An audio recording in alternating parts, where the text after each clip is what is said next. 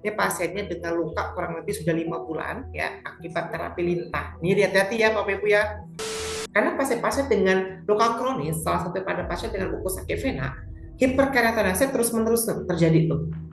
Penebalan, penebalan, penebalan. Kalau sudah tebal, otomatis akan jadi penumpukan. Salah satunya jamur numpuk di situ. Dia nggak akan hancur si biopuden ini. Ya, jadi hancurnya gimana? Kita buka dulu caranya.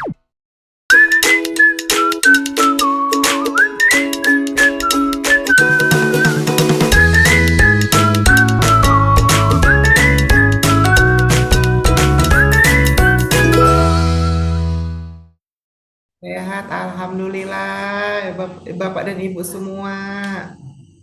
Oke, kita lanjut ya. Nah, topik pada siang hari ini tentang venous lecture. Ini siapa nih yang sudah pernah atau pegang kasus dengan gangguan pembuluh darah? Ya, salah satunya ulkus kaki vena.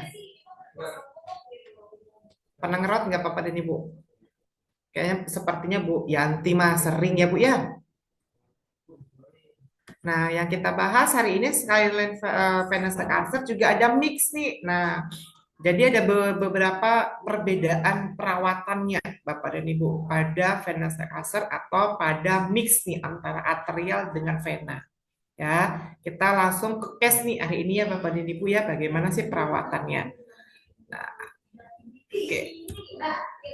Saya next dulu.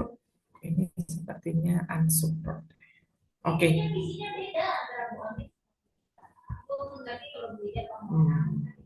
Nah, kasusnya tiba-tiba lompat ya.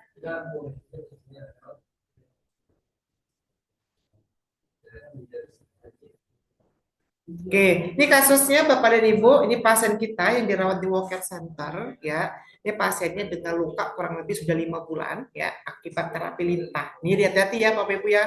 Karena tradisional treatment di kita tuh masih menjadi polemik gitu ya. Apalagi kalau misalnya pasiennya nggak tahu nih cara perawatannya. Jadi takutnya jadi seperti ini, jadi luka kronis.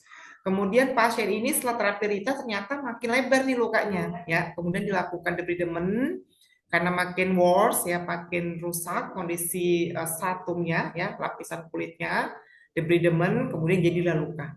Pas dicek, ternyata pasien ini ada suspek adanya insufisiensi vena nih Bapak dan Ibu. Sudah dilakukan ablasi vena untuk melebarkan pembuluh darah oleh dokter SPBV ya. Kemudian pasien juga mempunyai riwayat ya diabetes ya sudah 10 tahun. Nah, kalau kita lihat dari kondisi lukanya, ini salah satu bentuk kondisi luka adanya gangguan pembuluh darah balik vena atau adanya insufisiensi. Jadi ditandai dengan adanya salah satunya adanya hiperpigmentasi gitu ya. Ini pasiennya hiperpigmentasi, kemudian lukanya apa namanya daerah maleolus ya. Kemudian bentuk kakinya ya, Bapak Ibu bisa dilihat dipastikan ya. Bentuk kakinya itu pasti akan berubah atau berbeda. Lebih besar bagian atas dibandingkan bagian bawah atau seperti botol champagne terbalik gitu ya. Nah, ini ciri khas pada pasien-pasien dengan adanya gangguan pembuluh darah balik vena ya atau dikenal dengan nama venous leg ulcer. Ini pasiennya pas waktu datang ke kita, ini sudah warna merah, namun penyembuhannya cukup lama karena pasiennya sudah sudah dilakukan tindakan tadi ya debridement, sudah lakukan perawatan di rumah, namun tak kunjung sembuh. Ya, ini pasiennya dengan lukanya stadium 3, kemudian granulasi kita lihat dan 100%, namun Bapak Ibu bisa melihat nih granulasinya. Ciri khasnya pada pasien dengan venous leg ulcer atau mix atau ada gangguan pembuluh darah vena ya, warna dasar merahnya itu sedikit pucat, kemudian warna merahnya itu tidak sehat, ya pucat, kemudian bentuk granulasinya sedikit bergrandul gitu ya. Kalau bisa kita lihat ini ya penampangnya ya. Kemudian ada biofilm, ini sering terjadi pada pasien-pasien dengan luka kronis, penumpukan biofilm itu cenderung lebih intens dan lebih sering terjadi. Ya, kemudian klinis lainnya pasiennya dengan eksudatnya cukup banyak, seros, kemudian ada edema. Untuk melakukan screening, untuk mendeteksi adanya gangguan pembuluh darah balik, ya baik vena maupun arteri, ya kita perlu dilakukan diagnostik Bapak Ibu. Salah satunya bisa menggunakan namanya ankle brachial pressure index atau MBPI untuk melihat nih status vaskularisasi pada pasiennya. Tidak hanya pada pasien dengan adanya gangguan pembuluh darah balik vena, pasien-pasien dengan adanya risiko luka juga harus dilakukan cek status vaskularisasi, ya. Diabetes, kemudian kita nih sebagai perawat, ya, yang aktivitasnya berdiri terlalu lama, ya itu juga menjadi salah satu, ya, venous return itu tidak kembali dengan baik,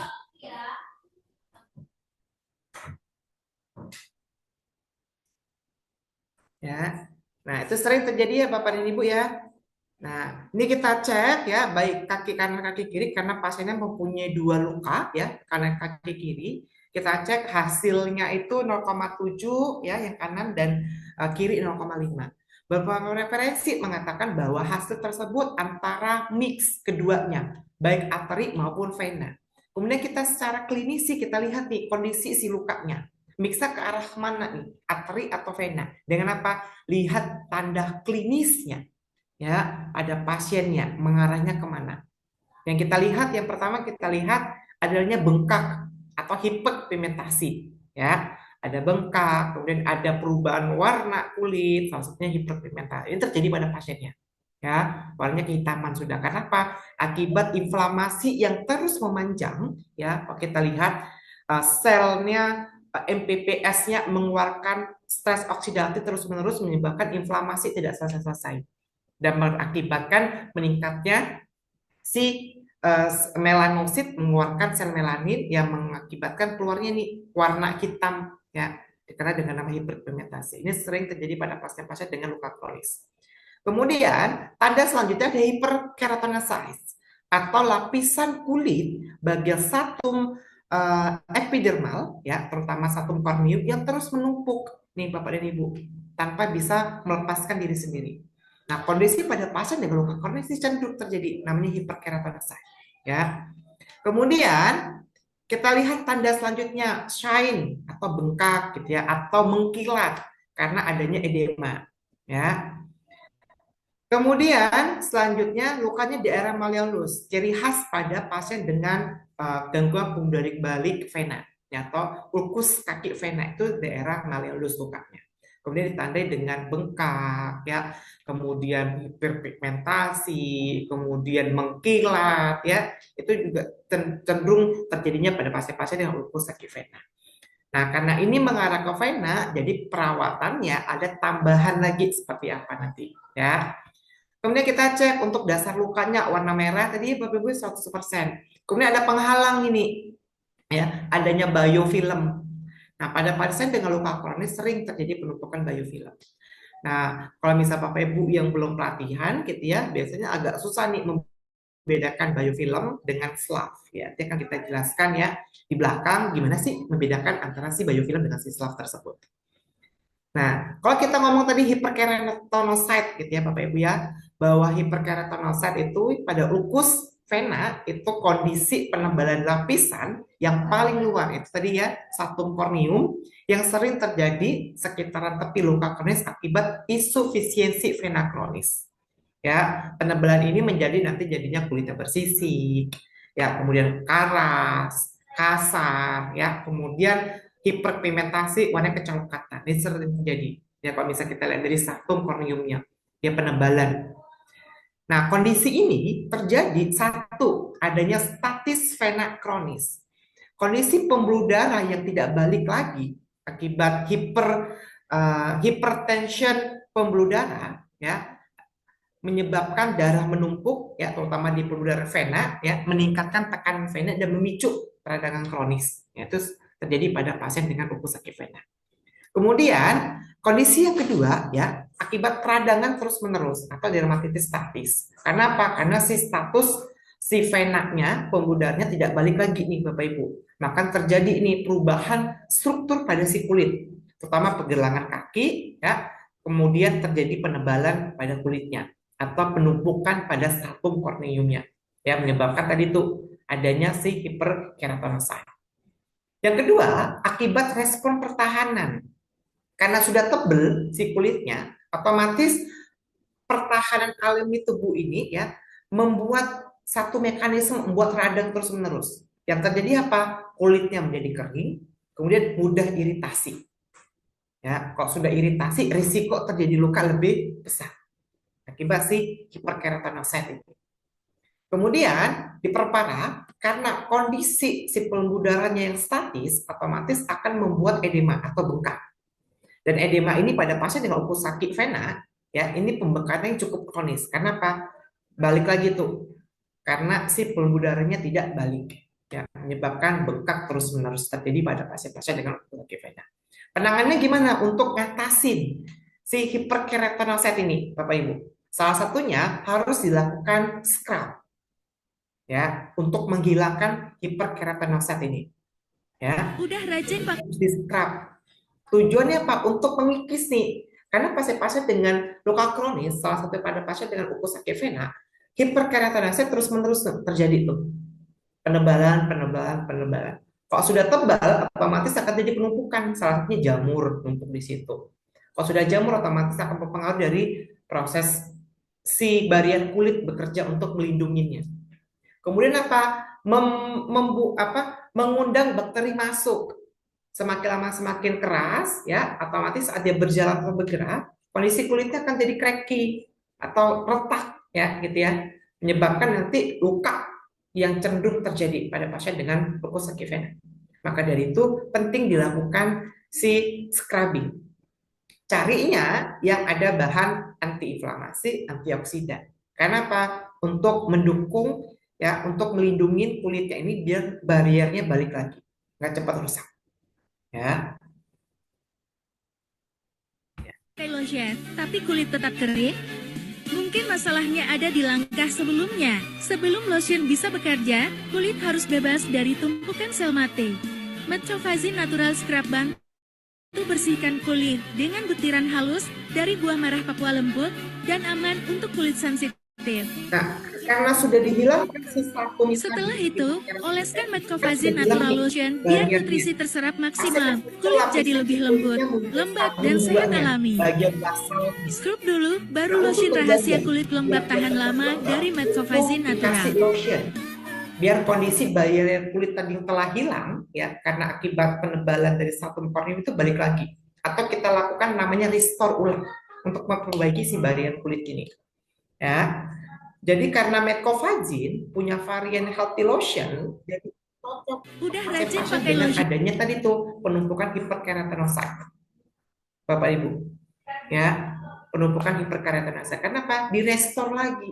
Setelah dihilangkan dengan scrub tadi, kemudian direstore lagi biar dia balik lagi bariernya. Ya, karena apa? Salah satunya ada untuk antiinflamasinya ada, kemudian untuk barrier kulitnya menghidrasi, otomatis nih baik untuk pasien-pasien dengan adanya hiperkeratinosit. Pada pasien-pasien dengan cenderung dengan diabetes sindrom, ya, terjadi kekeringan pada kulit, kita bagaimana kita merestore lagi barrier kulitnya agar tidak terjadi namanya transdermal, ya, kehilangan apa namanya fungsi kulitnya, ya, terjadi evaporasi terlalu berlebihan, ya, itu terjadi pada pasien-pasien dengan diabetic foot syndrome. Maka dari itu dilakukan namanya apa namanya restore ulang untuk memperbaiki si barrier kulit ini, ya. Jadi semua fungsi ini sebenarnya ada di Metcovazine Healthy Lotion untuk mengatasi si kulit keringnya pada pasien-pasien dengan diabetic foot syndrome atau pasien-pasien dengan set. Karena tujuannya melakukan abrasi dulu nih, hilangkan sisa-sisa dari si hiperkeratinosit dari subtum yang korneum, ya. Kemudian tadi ada biofilm gitu ya. Bagaimana sih biofilm ini terjadi? Ternyata, ya, biofilm itu pasti kan terus-menerus nih Bapak Ibu tumbuh pada pasien dengan luka kronis.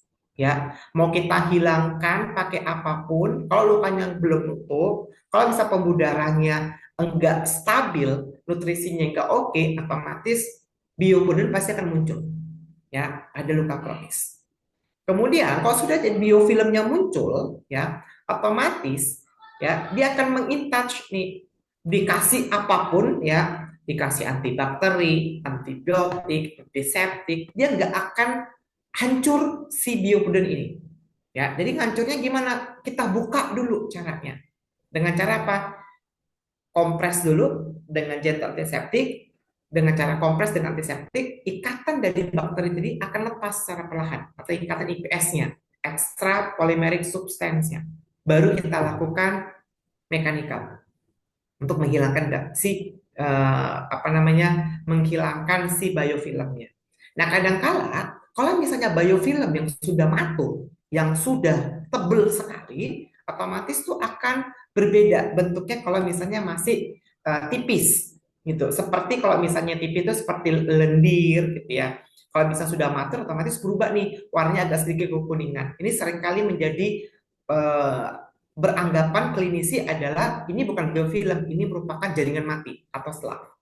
Jadi ngelihat apa dari perbedaannya, yang mana SLAF, yang mana sih biofilm. Caranya gimana? Cek secara kasat mata.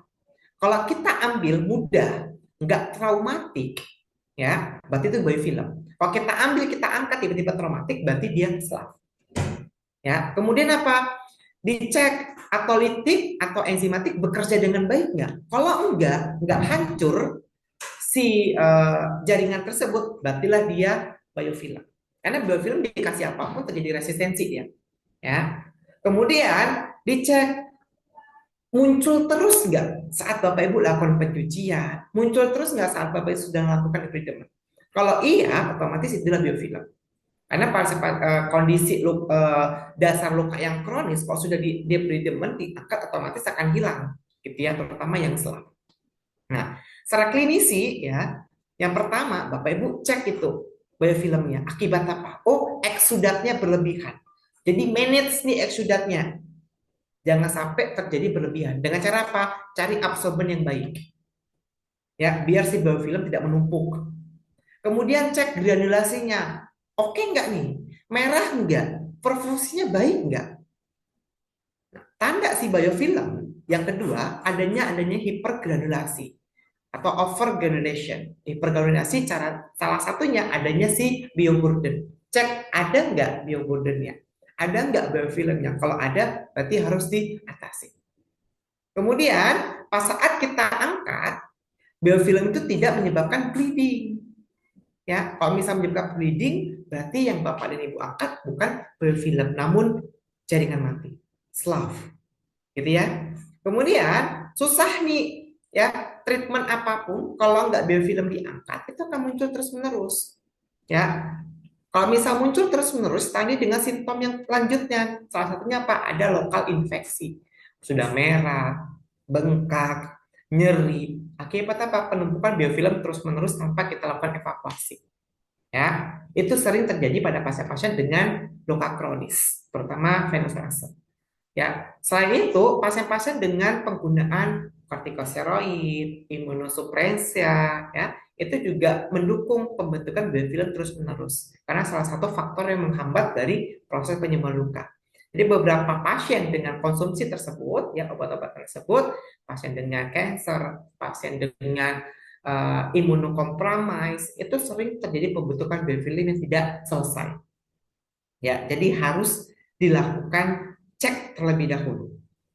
Kemudian ya cek apakah ini terus menerus, ya, karena pembentukan biofilm itu terjadi dalam waktu 24 jam sampai 72 jam. Nanti 3 hari itu terbentuk terus menerus. Ya, jadi harus dicek. Kalau misalnya iya, berarti Bapak dan Ibu harus kasih penanganan yang lebih ekstra untuk si biofilm, terutama untuk kasus-kasus venous neck ulcer. Ya, salah satunya apa? Nah, karena Bapak dan Ibu mau melakukan angkat biofilm, kalau kita pakai yang silver dalam jangka waktu 3 minggu, ya, karena pasien dengan luka venous ulcer dikategorikan luka yang sulit sembuh, ya, karena ada gangguan vaskularisasi, jadi cari yang aman. Salah satunya apa? Bisa menggunakan mecofazin reguler yang ada citosannya sebagai antibakteri. Ya, kenapa kita nggak pakai silver? Karena maksimal cuma 3 minggu nih kalau dia cocok. Kita butuh yang lama digunakan. Ya, jadi butuhnya mana? Yang aman digunakan dalam jangka waktu yang lama. Salah satunya bisa mecofazin reguler karena ada citosannya sebagai antibakteri. Karena citosan sebagai antibakteri tidak bisa intens, dia membutuhkan tambahan lainnya. Bapak Ibu bisa combine dengan menggunakan kalium iodid.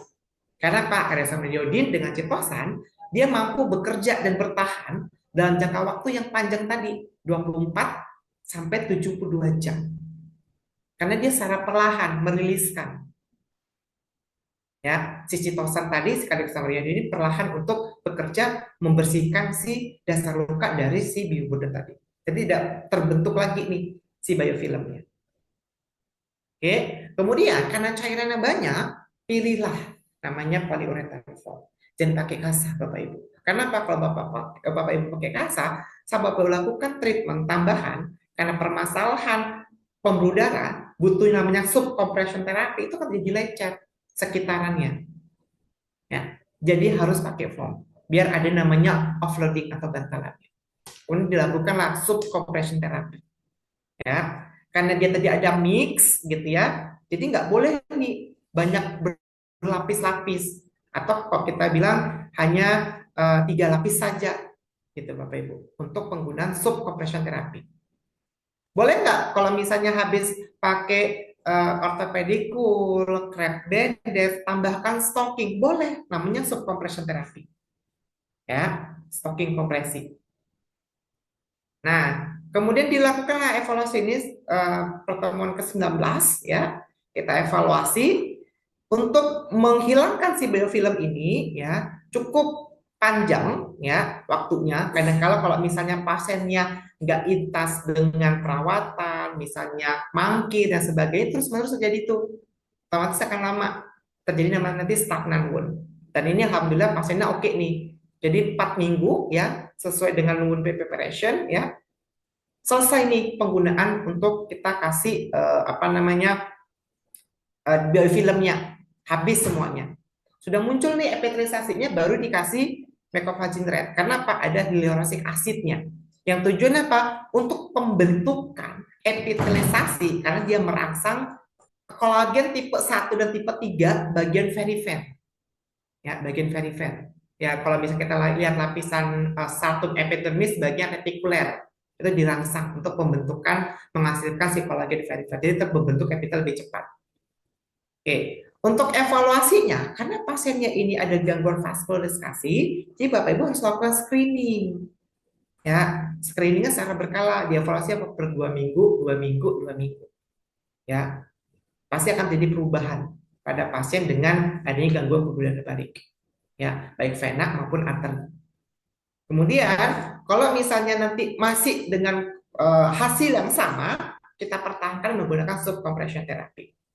Ya, kalau sudah sembuh seperti ini, ya, karena ini permasalahan vaskularisasi akan sering terjadi luka-luka kecil. Ini contohnya Bapak Ibu ya, lecet seperti ini ya. Ini sering jadi pada pasien-pasien dengan after sembuh gangguan pembuluh vena. Gunanya apa? Kalau sudah sembuh, gunakanlah namanya stocking compression.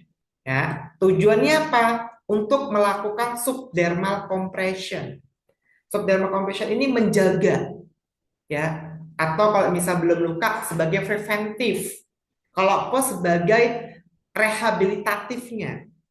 Biar apa? Biar gangguan si venanya ini nggak melebar menjadi nanti kita cek adanya chronic insufficiency. Jadi dijaga pembuluh darahnya nih, biar tetap balik lagi, tidak terjadi pembendungan pada si pembuluh darah balik venanya. Kemudian subdermal terapi ya, compression ini ya, selain memperbaiki hemodinamiknya, otomatis mengurangi salah satunya gejala yang ditimbulkan dari si insufisiensinya, bengkak, nyeri, ya itu sering pada pasien-pasien dengan insufisiensi. Pasti akan muncul terus-menerus kondisi seperti ini. Pertanyaannya, apakah harus terus-menerus menggunakan? Iya. Ya, kalau dia nggak menggunakan, pasiennya berarti apa? Harus dilakukan lobektomi ini, di-cut, potong pembuluh darahnya yang lebar tadi, kemudian disambung lagi. Ya, dengan tindakan bedah. Kalau dia nggak mau pakai stocking compression. Karena kalau misalnya sudah jadi insufisiensi, apalagi pasien dengan CVI, nggak mau dilakukan preventif, Bapak Ibu, atau rehabilitatif pasca sembuh lukanya, biar tidak ngulang lagi. Ya, kalau dia nggak melakukan seperti itu, otomatis cenderung terus-menerus terjadi luka yang nggak sembuh-sembuh, menyebabkan nanti pasiennya stres karena lukanya nggak sembuh, perawatannya maju mundur, lukanya nggak jadi, makin lama makin lebar. menjadi penurunan kualitas hidup pada pasien dengan insufisiensi vena atau pasien-pasien dengan CVI. Ya, jadi cek lagi pasien Bapak dan Ibu. Ya, subcompression terapi gimana? Setelah pakai crepe bandage atau setelah pakai si ortopedikul, mau tambahkan kohesif, kemudian tambahkan dengan stocking konveksi, itu boleh. Tujuannya apa? Mempertahankan statis compressionnya 30 sampai 40 mmHg.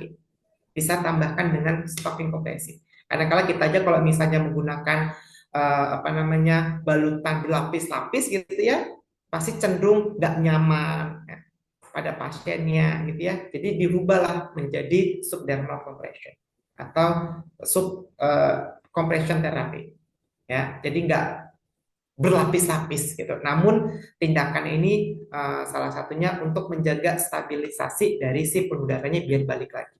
Oke. Terakhir kesimpulannya ya, kompresi pada pasien dengan adanya mix, jadi mixnya dicek lagi apakah mengarah ke vena atau ke arteri. Jadi kalau misal ke vena, Bapak Ibu bisa menggunakan subdermal compression. Kalau misal pasiennya dicek, oh tanda-tandanya ke mix arteri nih. Kita nanti kenapa nyeri terus menerus, lukanya di daerah ujung-ujung, ya berarti jangan lakukan kompresi. Ya, kalau mau cukup dengan ortopedikul misalnya atau ortopedikul dengan crepe saja. Kalau misalnya ada mix ke arteri. Kemudian tiap hari dicek, dievaluasi ada penambahan luka atau enggak. Ya, kemudian kalau misalnya lagi ya terjadi penambahan luka, berarti harus kolaborasi ini untuk penanganan vaskularisasi. Oke. Kemudian yang digunakan pada pasien-pasien dengan mix vena, yaitu kita berikan tekanan 20 sampai 40 mmHg. Ya, ini paling aman yang digunakan. Kemudian untuk memperbaiki si perfusinya, terutama si arteri vena tersebut ya agar balik lagi secara signifikan dan proses penyembuhan luka lebih baik lagi. Oke, Bapak Ibu. Itu saja ya, kita bahas kasusnya nih. Ini ada kasus ya, kita lihat videonya. Ini sebenarnya kasusnya agak berbeda ya Mbak Evi ya, dari kasus yang kita bahas hari ini. Ya, ini kasus yang pertama, ini terdapat dua ulkus di dorsal dan telapak. Kemudian telapaknya agak intermening, belok ke kan berkelok-kelok, ya berarti banyak sekali intermeningnya Bapak Ibu. Eksudatnya purulent banyak, odor, eritema dan periwon. Berarti adanya sudah mulai ke spreading infeksi. Betul nggak Bapak Ibu? Kalau bisa kita melihat wound infeksi kontinu, bau, eritema meluas, ya. Kemudian purulent, ya. Itu tanda-tanda dari si infeksi kontinu, terutama di spreading infection. Nah, kalau misalnya kasus seperti ini Bapak Ibu ya, kita stop ya. Perawatannya seperti apa sih Bapak Ibu? Tetap ya, manajemennya menggunakan teamwork manajemen. Ya, karena ada permasalahan si infeksinya sudah mengarah ke spreading, berarti penggunaan topikalnya harus tepat. Salah satunya apa? Gunakanlah cuci lukanya yang baik. Artinya pasta cuci luka biasa, sebelum ditutup harus cuci lagi. Menggunakan apa? Gentle antiseptik. PHMB, HUCL, tujuannya apa? Untuk mengurangi pembentukan si biofilm tadi. Karena kalau misalnya kita dibiarkan terbuka, kita nggak tahu nih udara sekitar sudah masuk ke dalam si dasar lukanya. Kemudian kasih silver, karena apa? Ini sudah masuk ke spreading, Bapak dan Ibu. Wah, ini siapa nih yang coret-coret? Ya, kasih silver, Bapak Ibu ya. Karena apa? Biar infeksinya cepat hilang. Karena sudah masuk spreading. Karena kita mau tujuannya mau cepat nih. Kalau dikasih yang lama dengan reguler, ya otomatis spreadingnya semakin lama semakin meluas. Jadi langsung cari yang cepat, instan. Makanya menggunakan silver. Oke, kasih semua silver. Mau di atasnya maupun di undermaningnya. Kasih semua isi pada silver. Kemudian apa? Cek batasnya. Kalau misalnya eritemanya batasnya sampai segini, berarti harus dikasih semuanya di sini menggunakan silver dibalut sampai batas merahnya. Lebihkan 1 margin, 1 cm margin dari batasnya. Berarti balutkan di sini. Untuk apa? Menurunkan si inflamasi tersebut. Oke. Oke, low battery. Sebentar Bapak Ibu ya. Saya ambil charger dulu. Ada pertanyaan lain Bapak Ibu boleh di kolom chat. Kayak gitu Bapak Ibu ya. Kalau bisa ada remaining exudat tidak terserap di foam sepenuhnya. Ya, karena apa? Foam itu hanya menyerap cairan yang tidak konsistensinya tidak kental. Ya, itu baru dia terserap. Kalau misalnya konsistensinya kental, seperti exudat yang jenis saprulen, itu akan lama untuk absorbnya. Gitu. Jadi boleh apa? Boleh menggunakan secondary-nya kasak dulu, boleh. Kalau misalnya Bapak Ibu mau pakai foam, ya itu juga boleh. Tapi cari yang poliuretan atau lubang-lubang itu lebih besar, jangan yang lebih kecil. Kalau dia lebih kecil, otomatis akan lama untuk daya serapnya. Itu Bapak Ibu. Ya. Nah, kalau misalnya di dalamnya banyak si antramening ada si jaringan matinya, berarti Bapak lakukanlah otolitik. Ya, gunakanlah silver karena apa? Biar mempercepat ya, mengurangin gejala si infeksi kontinunya terutama spreadingnya. Jadi jangan lama-lama lagi. Kemudian selain dari lokal wound care-nya, sistemiknya paling penting. Gula darahnya pasiennya gimana nih? Oke enggak? Kalau misalnya gula darahnya tinggi, otomatis akan nambah lukanya. Contohnya di mana nih dia? Udah mulai nambah lukanya. Karena apa? Gula darah tinggi, apalagi pasien nggak mau makan, nutrisinya kurang, otomatis akan menambah kondisi infeksi pada tubuhnya secara sistemik. Ya, karena sudah spreading berarti harus kasih antibiotik, konsultasikanlah. Gitu. Dapat antibiotik profilaksis untuk ngurangin infeksinya lebih cepat. Selain dari sistemik, lokal wound care juga harus diperhatikan. Oke, kasus yang pertama. Aman ya Mbak Evi ya, berarti ya kasus yang pertama ya. Oh, masih ada kasus lagi? Tapi Ada sebelum satu masuk lagi. ke satu lagi, mungkin kita juga harus cek-cek waktu nih, Nur Khairul ya. Oke, Eh, eh. siap. Jadi ini kasus pertama ini kalau tidak salah dari Pak Rohmat ya, Pak Rohmat ya. Karena pertanyaannya kemarin masuk lewat grup terkait dengan gimana sih perawatan luka yang eksudatnya itu banyak banget, tapi dari satu luka itu banyak sumber lukanya gitu ya. Nah itu tadi Iya. penjelasannya tuh Pak Rohmat ya. Mungkin sebelum itu nggak apa-apa sih mungkin kita nggak bisa bahas satu kasus lagi kayaknya sebenarnya nggak apa-apa Nus Khairul ya tapi ini ada pertanyaan dari Bu Siti Halijah. Sebuah tadi ya berarti metode dalam melakukan pengaplikasian dressing ini salah satunya untuk biofilm itu pakai metcopazole reguler campur sama kadexomer iodine ya. Ini pertanyaannya gimana sih perbandingannya Nus Khairul? Oke, perbandingannya 1:1, Bu Siti Halijah. 1:1. Jadi kalau misalnya pasiennya dengan lukanya yang tadi cukup lebar, berarti satu habis dia digunakan. Gitu. Karena apa? Kan dipakai kan 3 hari ya. Kalau misal pakainya sedikit tipis-tipis, kayak seperti kita pakai skincare, itu semakin lama semakin menambah biofilmnya nggak selesai-selesai. Berarti kalau misalnya metcopazole reguler sendiri kan ada ukuran 10, 25 sama 50 nih Nurse Khairul. Ya, Terus kalau kadexomer iodine tuh kalau nggak salah 10 gram atau 5 gram gitu kan ya, karena dia ya, bentuknya bubuk ya. Berarti yang 50 gram, 50 gram sama satu bungkus dari kadexomer iodine gitu ya. ya bisa. Atau Hmm. 2:1, 150, 2 kali eksomernya. Oh oke. Berarti bisa pakai 25 gram sebenarnya kalau lukanya Ya, kecil gitu ya. ya Oh, bisa oke. 25 gram. Oke, terus pertanyaan kedua dari Bu Azizah soal debridement pada luka vena yang granulasinya itu terjadi fibrosis. Itu gimana tuh, Nurse Sairul? Oke, kalau misalnya granulasi terjadi fibrosis keras, yang pertama cek vaskularisasinya, Bu. Baik atau enggak. Berarti harus dilakukan screening terlebih dahulu. Karena pasien-pasien dengan fibrosis, terutama pasien-pasien adanya stagnan wound, itu sering terjadi pada pasien-pasien dengan lupus akifena. Karena stagnan wound dia. Maka terjadi fibrosis pada granulasinya. Cek vaskularisasinya. Kemudian lakukan otolitik. Otolitik. Otolitik. Jadi cari bahan yang mempercepat otolitik. Ya, jadi bisa pakai reguler karena tujuan mau otolisis karena kita menghancurkan fibrosis. Kemudian Setelah diotolisis, mau nggak mau harus dilakukan mekanikal untuk mengangkat si fibrosis tersebut. Dengan cara pakai CSWD yang paling oke, yang paling tepat dan cepat itu menggunakan fibrosis. Ya, dengan CSWD. Oh, oke. Jadi sebenarnya metodenya hampir sama aja ya, Nurse Chairul ya. Otolisis untuk ngelembekin dulu, terus kemudian dibantu ya, perlu dibantu untuk mechanical ataupun CSWD ya, supaya lebih cepat untuk menghilangkan jaringan matinya.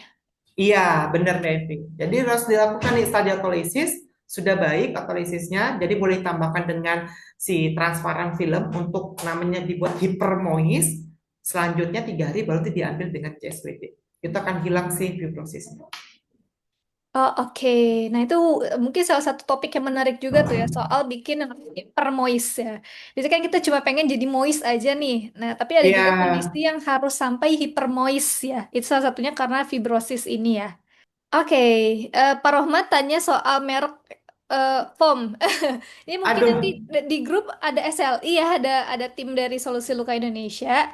Jadi mungkin nanti kita akan lempar pertanyaan ini kepada yang pegang produk aja gitu ya, Nurse Hairul ya.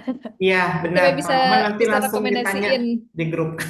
Jadi Gitu. saya juga kurang tahu produk Indonesia yang poliuretannya yang gede-gede gitu. Ya, mungkin last question nih Nurse Hairul ya. Last question dari eh, Bu Siti Aisyah dan juga Pak Abdul Aziz bertanya soal tata laksana dari tendon yang terbuka itu. Nah, kira-kira some tips atau jawaban yang sederhananya itu gimana nih Nurse Hairul? Oke, kita lihat ya videonya. Ini kan tendonnya kita gini deh. Oke, ini tendon. Nah, pertama kita cek kalau misalnya dia tendonnya sudah kebuka, sehat atau enggak. Dengan cara apa? Cek warnanya terlebih dahulu. Mungkin dari sebelum-sebelum tahun lalu juga sudah disampaikan ya, Mbak Evi ya. Cek tendonnya dari warnanya terlebih dahulu. Dia shine ya mengkilat atau enggak. Kalau misalnya enggak mengkilat berarti sudah ada rusak si tendon tersebut. Kemudian kekuatannya dicek. Pas Pak Ibu jepit masih kuat atau pas dijepit udah mulai terburai. Kalau sudah terburai berarti itu harus dilakukan pengikisan. Mau nggak mau. Ya. Kemudian kalau Bapak dan Ibu untuk tendonnya biar nggak hancur, ya jangan dibuat hipermois. Kalau dibuat hipermois, otomatis dia akan hancur. Kenapa? Dilakukan autolitik. Ya, tubuh akan ngasih apa namanya peringatan. Oh ini harus diangkat nih. Gitu. Kalau Bapak Ibu kasih hipermois. Jadi cukup dimoiskan saja. Caranya gimana? Bapak Ibu bisa kasih fiber di atas si tendon tersebut. Di sini dikasih fibers. Kalau nggak ada fibers, kalsium alginat. Tapi tendon yang ini Bapak Ibu ya, yang bagus ya. Kalau misalnya sudah jelek ya mau nggak mau Bapak Ibu harus angkat secara perlahan. Tapi jangan dipotong, tapi dikikis atasnya untuk angkat tendonnya. Ya, ini kan kita lihat Pak Roman ya kasusnya. Ini ada yang masih bagus, yang ini sudah mulai kuning-kuning atau hitam-hitam. Ini sudah mulai boleh dikikis gitu ya atasnya.